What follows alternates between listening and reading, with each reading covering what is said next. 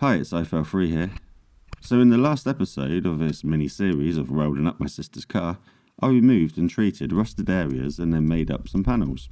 In this episode, I will find more rust, weld in the panels and then finish the car. So, I get the car back, now it's Christmas time. Actually, the Monday before. I had a week of annual leave and I needed to get this car finished. It's cold and windy, but luckily it didn't rain, so I can be glad about that. Now you can see there's some rust flaking through in some of the areas where I put the rust converter, but to me it didn't do that great a job.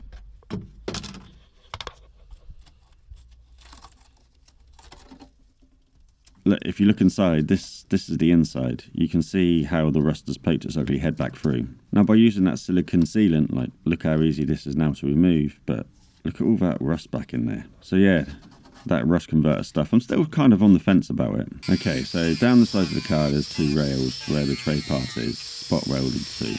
I'm just trying to get some access in there because I don't want to go through these rails. I'm going to try and cut out much of the tray sort of area as I can with the plasma torch because it's a lot easier to get into really.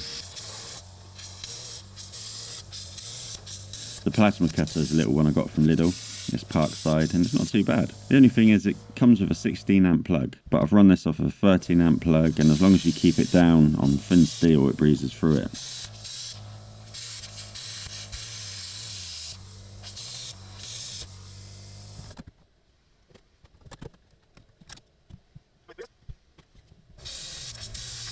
So this is my sort of first time removing spot welds and I just went all out and went in with the metal chisel.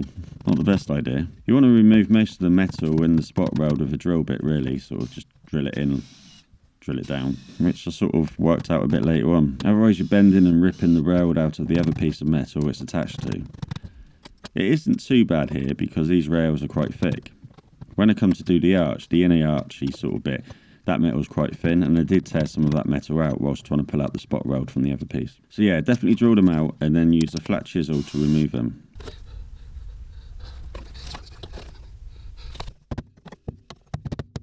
So this is the mudguard panel and it's held on by a lot of seam sealer as well. So I just thought stuff it. Let's have a go at using this saw and see if we can cut out most of that. I just need to be careful not to hit the tyre on the other side. I've also got a fuel tank filler tube running down there somewhere as well, which is a bit sketchy, but it never really got that hot. So here I am using this chisel. Now this is a metal chisel and it's profiled on both sides, so it's not really ideal. A bit later on I'll switch over to the wood chisel because that's flat on one side. And then on the other side, that's also spot welded to the tray part. I'm just going to clean up and get rid of as much rust as I can for now. It's the prepping which, takes all the time. The welding's quick and the prepping and finishing, it just always seems to take the longest. And I'm going to bring out my worst tool now. I absolutely hate this bloody thing. But this die grinder's absolutely fantastic at doing what it needs to do. The only downside is it puts out loads of little metal shards. It also sort of digs in and bites like it's going to kick you. To me it's unpredictable. There's probably a right way of using it and I'm probably using it the wrong way. I guess if the little bit inside swinging clockwise or anti-clockwise, you should sort of work on it at a certain angle and maybe if you go past that angle it then bites and then kicks. I don't know, I need more practice on it, but like I say, the method it does, it just scares the crap out of me. But I needed to use it and it makes quick work of the metal. I'm just going to tidy up the panels here. It's great for getting in tight corners and removing the slag that the plasma cutter made.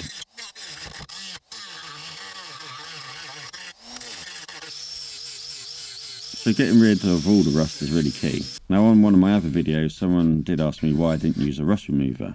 When I did the Picasso a while back I didn't think too much of it. I didn't sort of really look into these products too much. But since then I've seen this and it's just basically phosphoric acid and it will just eat away at the rust. You put this on, leave it and then it will bubble, eating the rust. And then you can just wipe it off. The best way to remove it is using a kitchen towel or a rag. I've been trying to use this brake cleaner to no avail as I didn't really want to remove much of it. I don't think you're supposed to leave this on too long or permanently. It's supposed to eat away at the metal as well as the rust. I guess there's only so much metal will eat away before it then loses all of its juice. So I've got rid of as much of it as I could. This is a cold night out here, so heating any panels should help the metal release any trapped moisture.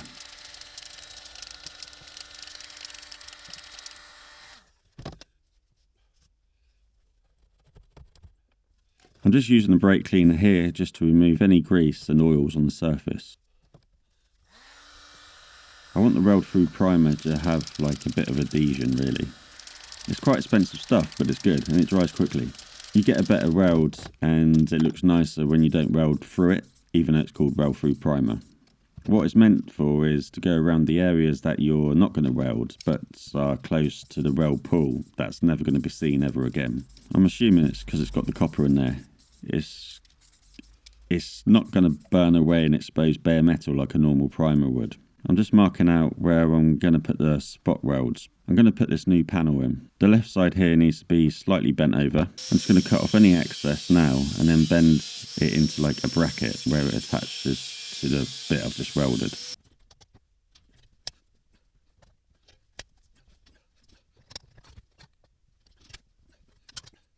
And I've overbent it. It didn't need to be bent over this much actually, but hey, I was in a bit of a rush.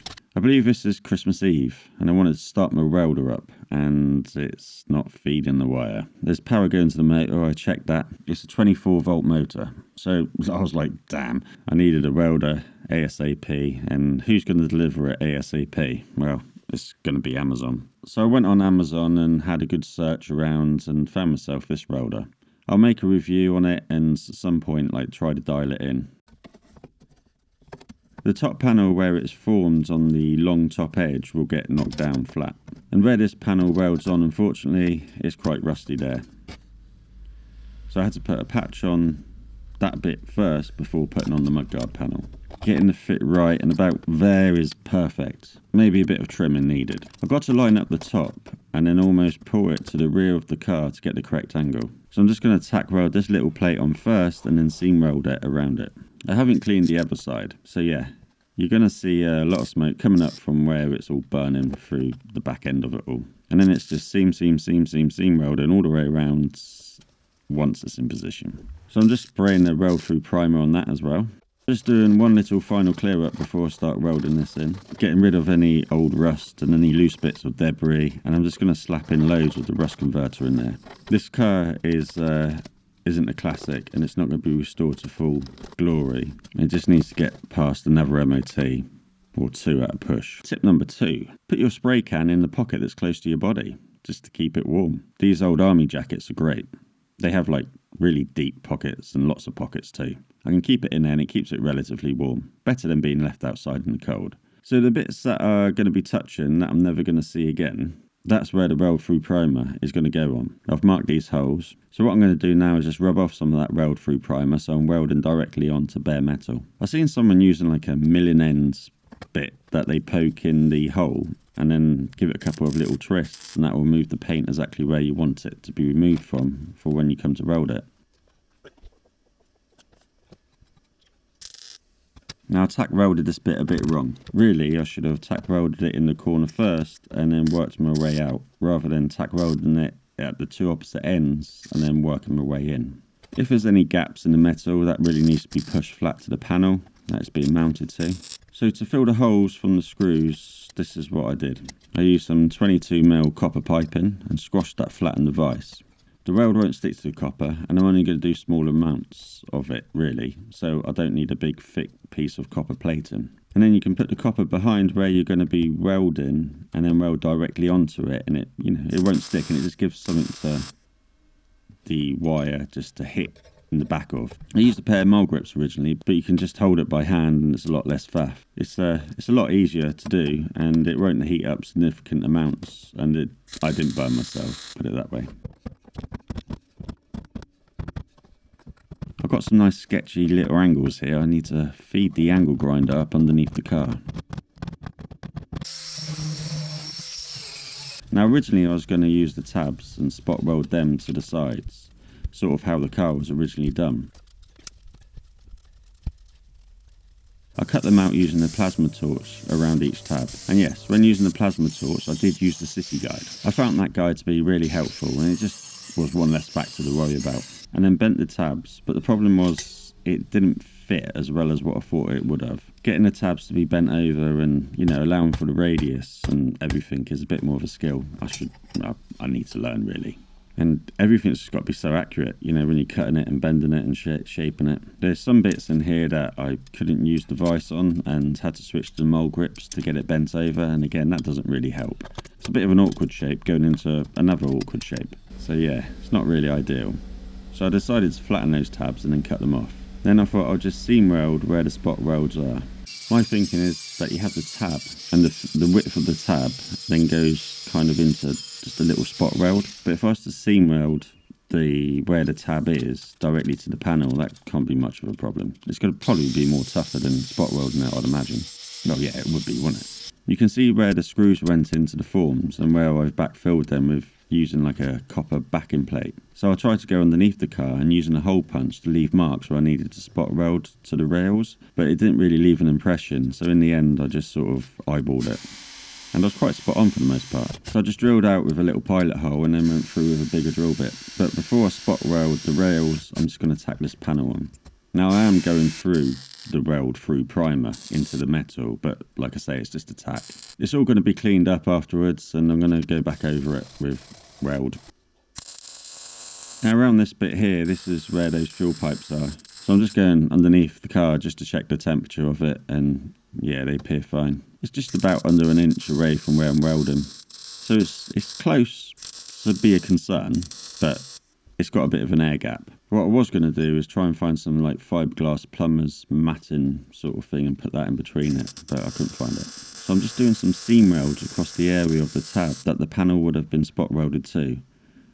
And it's solid, it's surprisingly solid. My understanding is that anything that's spot welded can be re-spot welded, and where you've cut the metal sheet in, this then needs to be joined throughout with a constant seam. So like, my time is running out here and I'm really going for it. I have until New Year's Eve to get this done. Apart from Christmas Day and I think Friday when I was waiting for my welder to come, I've been working on it from 10 AM to 1 PM, had lunch and then back out until 5, had dinner and then grabbed a few more hours out there. The problem is that I have to tidy up and put everything back in and shut the garage door when I go back inside, because like, you just don't know who's walking around, do you? I'm going to put a spot weld on and then hammer down the metal and form it as I go along, using that old blunt masonry chisel. So do a spot weld, knock it down flat and then do another spot weld. I'll weld it for an inch, let that bit cool down, then come back to it later. Obviously like retying in and continuing the weld. There are a few little areas that I need to clean up. You know, my welding's a bit out of practice. Some more rust remover just to make sure I've got rid of all the rust that I can. So here I'm just heating this area up because this is where I'm going to spray some primer. And as normal, I find myself another hole. So this is underneath that panel I've just welded up and it's in quite an awkward spot. So I've covered it all in primer, and then I'm going to use Tiger Seal seam sealant. That's a bit of a tongue twister, isn't it? It appears like quite good stuff and it's got good reviews. I don't know how long it lasts once opened. It's probably going to be like a silicone sealant and set off. The thing is, it's thick gooey stuff and it's worse than silicone sealant. So now this side, you can see how this side is completely rusted away. I'm going to make a little patch to go over that little piece here. I also have to make another mudguard panel, just making a template for the patch that's going to go on the driver's side arch. And then once that's peeled off, I'm going to take that template and put it on a bit of steel, cut it out and just bend it by hand. So I've got a nice sort of smooth rounded angle, and then I'm just going to tack it on and then hit a bit and then tack it a bit. Tip number 3, if you find your visor or welding helmet is fogging up from breathing, wear a buff or a snood. And then that's going to need a continuous weld going all the way around that too. The other problem is that I'm burning holes through everything as well. So it's not the best bit of metal on this side. I spent quite a bit of time chasing holes on this panel. I did say to my sister that, you know, this is it. This car's got one more MOT left in it, possibly 2, and then you really need to start thinking about getting another one. Put this Tiger sealant everywhere, like even over the welds. It's not because I'm hiding anything, but halfway through the welding on the other side, doing the tray panel, I ran out of shielding gas, so I then had to switch to like flux core. So like, okay, in all honesty, I am hiding some ugly welds. The Tiger Seal was originally to only go in the seams between the 2 panels that were spot welded. When you're continuously welding it around, you don't need it. But you know, I mean, the MOT guy can hit it as hard as he wants with the hammer and it's not moving. It's quite stringy stuff to put on. And like I said, it's worse than silicone sealant. Here we go. I'm using the old infrared heater because it's chilly and I need to get some layers of paint on as soon as possible. I've got work the next day and my sister's going home. I'll cover all the Tiger Seal with primer while I'm at it. Now I never knew this, but cans of spray paint, some of them now come with like little rings inside that you have to remove before the bloody thing starts. I didn't have to use the same colour blue, but I thought, well, why not? Funnily enough, I took some pictures of my sister's car from outside from different angles, went into Halfords and picked up this can first. In Halfords, like, there's loads of different types of blue. Then I went on the internet to find out the actual code for that blue and for that car, and it was the exact same can that I picked up. What a great guess, eh? So I'm applying this thick. I'm applying it too thick. You don't need it to be this thick. But like I say, time is of the essence. Yeah, the proper way of doing it would be like many thinner coats with a little bit of dry tack time in between. But like I say, time is of the essence here. So I'll just put the heater back on whilst I do the other side. I think I gave these like 2 coats all in all, and then 2 coats of lacquer later on over the top. Anywhere that I couldn't use the infrared heater, I used the paint remover gun. It just helped just to dry the paint off and degas a lot quicker. So this anti-gravel protector is what was left over when I did the Picasso. It's got a bit of a flex in it and it gives a bit of a ripple pattern. Yeah, let that dry off, lacquer on that. So I'm working on multiple bits at multiple times, just trying to get the job done. So then from Halfords, I've got this Tetra Seal stone chip. So I'm going to put a load of that on as well and see how that goes. And it doesn't really appear to react with any other products, and it sticks well. It looks like it needs to like off gas a little bit, and it's thicker than that other gravel stuff. I'll put 2 coats of that on. Then it's all done and dusted.